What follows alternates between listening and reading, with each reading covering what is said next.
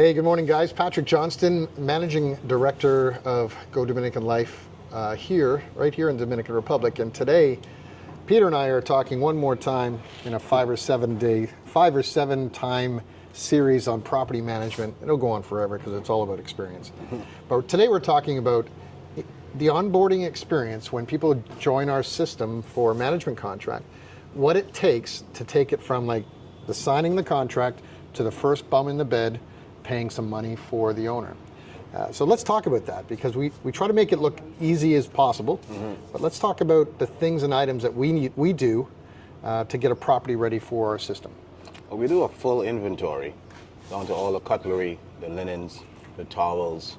We take videos as well, videos and photos, just so we have a full list of what was in the property prior to receiving that from the owner. We do that on video, we do it on photos. Of course, we do all that before we do our normal photos and normal property video. That's right. And drone work.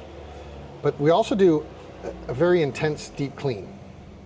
Because no matter what, when we take a property from either another management company or it's never been rented before, we have to get it to the core, and then we can maintain the cleanliness once it is at that stage. So what would you say would be the time frame that we would take from the time we sign a contract to the time we onboard it before we can start generating revenue for the clients? It's based on the condition of the property. But generally, we try to do this in 7 days. If the property needs painting, it may take a little longer. Yeah. But between the deep clean, pest control, which is to prevent or preventative measure in the event there are any pests based on where we are geographically. Pest control, deep clean, full inventory list, videos, photos. I would say about 5 to 7 days. Okay, good. And when we talk about pest control, that's an interesting thing you said. Because being here in the Dominican Republic, or in the Caribbean period, humans are living in the insect environment, not the other way around. It's their world. It's their world. So we're there to try to keep them at bay. And I know for everything we do here at the hotel or on the properties, we do a perimeter spray around the entire property and then up 2 or 3, about 4 inches on the wall around. But we know that every door has a little bit of a gap, no matter what you do. Right. And they come in from wherever they come from, even if there's no perfect seal. I guess the biggest thing we find when we take on properties, ants are a big issue. And we know you can't get rid of those. No. You sort of have, no, you can't get rid of them. You have to maintain. You control it. But the hard thing to remember is that if you leave, let's say you had a rum and coke last night, and you had a few too many rum and coke, and either the coke spilt or the sugar in a drink spilt and it's left on the countertop, by the time the next morning is, you have like an army of ants carrying the bottle of Coca-Cola away, right? Yes. So those are the things that, at least in my experience, that you have to, we spray every month, but it also takes some diligence on behalf of the guest, but they're on vacation. They're on vacation. It's really hard to put a lot of pressure on the guests to keep the place as clean as it should be to avoid any sort of pests or ants. So we do our best to educate the guests on where they are and what may occur. But we understand you're on vacation, so we try to do our part, and we go in once a month as a preventative situation, after getting the property, and we also do it once a month just to make sure that, or to keep that at bay as much as possible. Now, we talk about the pillars of our management business, and we have, in order of, not necessarily order of importance, but in order that we look at it, we have, of course, legal, and the foundation of the relationship, the contract between us as a company and the client. Then we have the digital play, which is what your primary role is, to make sure that you drive the revenue. Then we have concierge services, or the onboarding and the attention to detail, that type of service. And then we have, of course, maintenance and cleaning. And lastly, but not in that order, is guest services. we have found that our primary revenue is from a guest, but of course they have a different experience of a property, but the owners experience something differently as well. Why don't we talk about that in terms of the level of detail that owners expect versus a guest?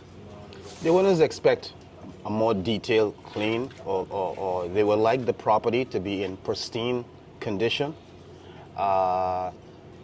Basically, the owners want the property to be the same as it was when they gave us the keys. Right. So we try to achieve that. Sometimes you're not always successful because there will be wear and tear on a rental property, especially if the occupancy is high and there's a lot of traffic and your revenue is high. It's difficult to keep a high revenue with a pristine property of day one. It's like having a brand new car, or it's a taxi cab. 3 years later, it's no longer a brand new car. You can't get both, but we try to achieve or come close as best as we can. Yeah, because I guess the analogy is you can't do an oil change on a car when it's rented because you're driving it. It's one or the other. And in our world, we experience that the challenge is the properties that need to have bits and pieces done every once in a while can be properties that are rented 25 to 28 days a month. Mm-hmm. And the ones that are rented 28 days a month, we need either block a day or two or achieve it in a very short window of time to get the property back online. That's right. We try to achieve that with those high revenue generating properties. If it's rented almost 30 days, we will have to block it off in advance, maybe a day, 24 to 48 hours. Within 48 hours, we got the maintenance team in there, the pest control. Yeah. If it needs touch-up paint or anything like that, within 48 hours, we have all the trades to get the property back online 48 hours later. And the other thing that we do as well, just to remind our viewers, is that if we have scheduled maintenance, which is not an emergency situation, mm-hmm. if we have to take a property out for a few days or a week, we know that the months of May and September are the best months to take something out for a few days to get it done. Because those are, generally tend to be just prior to kids getting out from school. Mm-hmm. So I would say mid-May to mid-June, that window, and then from after Labor Day, September 4th, 5th, for the rest of the month of September, is a good thing. Typically, that's the slowest month of the year, generally, for travel in this region.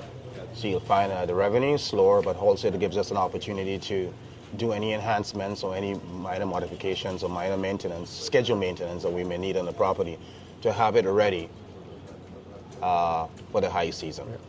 So a couple other things. I'm going to say, because I have not said this was not planned, by the way. This is non-scripted. So let's talk about this.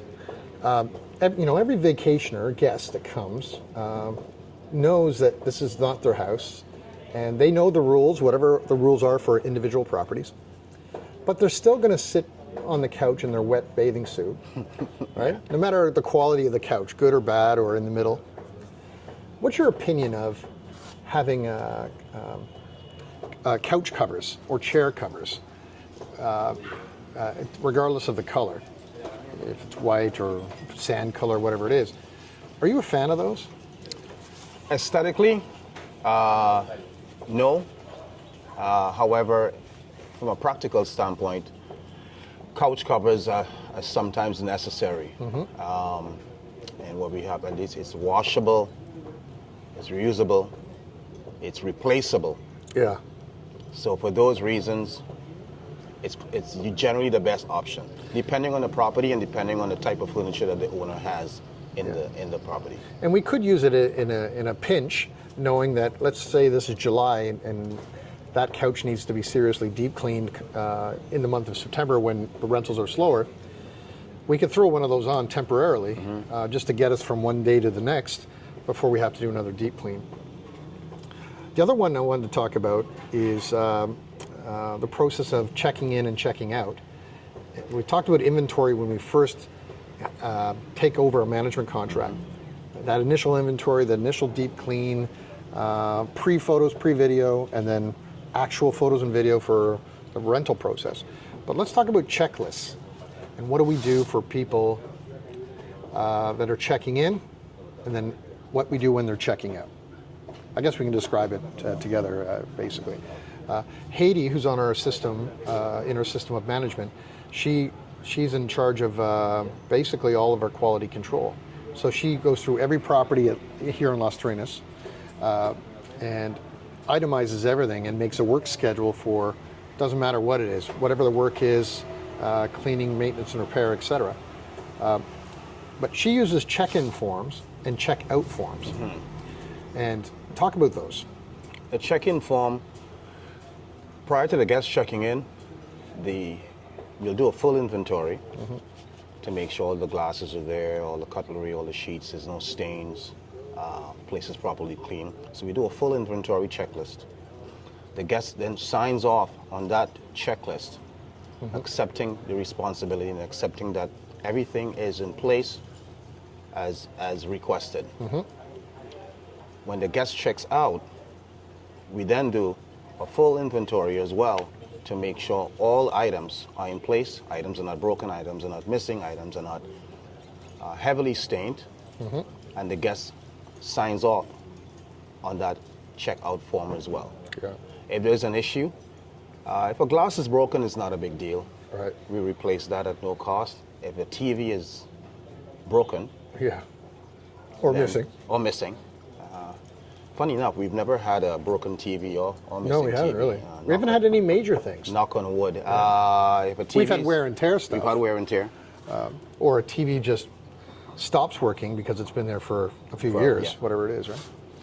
But what about this? Because people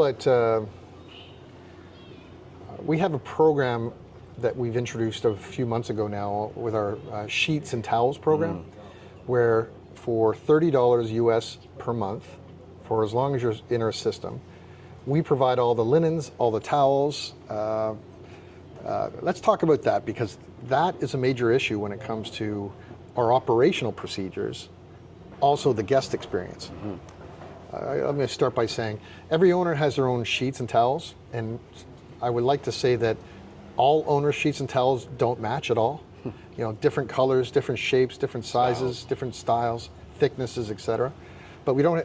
When we use other people's material, you don't have a consistent approach to it. And because cleaning products are what they are, if we're not, we have to use heavier chemicals, if you will, to make sure that things stay clean. But if we use those on residential things, cheaper towels and non-hotel type towels, etc., and sheets, they get destroyed. So let's talk about that in our experience with that. That's a program. You know, sometimes we sit here and we say all the good things we do and things we've done right, and that was probably one of the things where we went wrong. Yeah. We should have implemented that program initially. It took us a year to implement that program, because using the owner's linens, towels, and sheets, generally, as you say, it's not commercial, it's residential, it's meant for home use. It's usually at a higher ticket than the one we would use for commercial. It's something probably we should have done. So we've learned and we've gotten better. You know, when you know better, you do better. We've now implemented that program for $30 a month. We provide all the linens, all the towels, all white. We store the owner's linens and towels in the owner's closet. When the owner arrives at his property, we remove that from the owner's closet and places it on the bed or what have you inside the villa. In this way, what that does, that diminishes the wear and tear for the owner. It will not cost the owner anything at all for the lifespan of being in our system. Correct. To make any changes like that, it's a cost-effective program. For $30 a month, it's well worth it. And it's something like this. It's also about depersonalizing your home. You know, because if you look at consistency and you look at going to a Holiday Inn, a Quality Inn, a Marriott hotel, you can basically go to a Marriott hotel anywhere in the world and have the standard features, standard linens and towels, etc. And that's what we're trying to achieve for the clients as well. But on top of that is that we've had clients that put too much into their condo or villa, meaning a dozen pots and frying pans on a 2-bedroom house, or enough cutlery or dishware that will serve like an army. Please don't do that. Because it's for us, we have to count it all. Number two, it can go missing fast. And number three, if you go too high end on those things, they're going to wear just as bad as things from IKEA in terms of forks and knives and plates and glassware. That you're just better to have something simple than to have something that is more heavier in volume. Yeah, that's right. And another big one, it's unnecessary. Having 12 pots and 37 plates, that's something you do in your personal home if it's not rented. Yeah. In a rental property, that is not something if capacity is 8, yeah, you have 12. 37 is unnecessary, it's overkill. Yeah. It's not something that you need. So it's a fine line of having the property, personalizing the property as best as you can, but not to the point where it's like your own home. Yeah. And it's not fit for rental. Because remember, like our guests stay an average of 1 to 4 nights on average. There's some depending on the season, but people aren't there for like 2 weeks. No. So it doesn't really matter to have all these pots and all these. And again, people are not generally cooking. No. They do they more drinking and more snacks, but not preparing like the turkey dinner on the day of arrival or something like that. Last thing I want to mention is for our owners that we have like anything, we know what it's like when we arrive in the country and we've been away. And even my team here, if I'm on the road 3 or 4 days a week, Fred and the gang know that when I come back, I like my apartment here in the hotel a certain way. And they know, for example, air conditioning is on stun. I have either a bottle of wine or a small bottle of rum for my rum and coke on a Friday afternoon when I get home. But this is the kind of stuff that we set up. We have a fridge kit. So let's talk about how we do that fridge kit for owners. Well, we try to give the owners a bit of VIP service. We appreciate your business. You land. If you need an airport pickup, we'll pick you up from the airport. We'll also take a sort of a drink list, so to speak, or a to-do list on what you need. Do you need flowers for your wife because you pissed her off? That never happened. Do you need wine? Do you need beer? You give us a little list and we'll get it all taken care of for you upon your arrival. So when you arrive, you're tired from that flight, whether it's early morning or late night, it's not necessary to run to the liquor store or to the grocery. Yeah. So we put the necessary items in your refrigerator or cupboard when you arrive. Yeah, we call it like first night provisions. So 6 beer, bottle of rum, bottle of wine, bacon and eggs, some loaf of bread. The basics. The basics to get organized for the next day. And once we know what you like, generally you're not going to change that. You're going to know what your provisions are the first night. So we're always going to stick to that. So we've got a lot of stuff to talk about in the future. But I think for this video, I think we've talked about most of the things we want to talk about for now. So I'm Patrick Johnston. Peter Noel. And we're here to pump your revenue up. See you next time.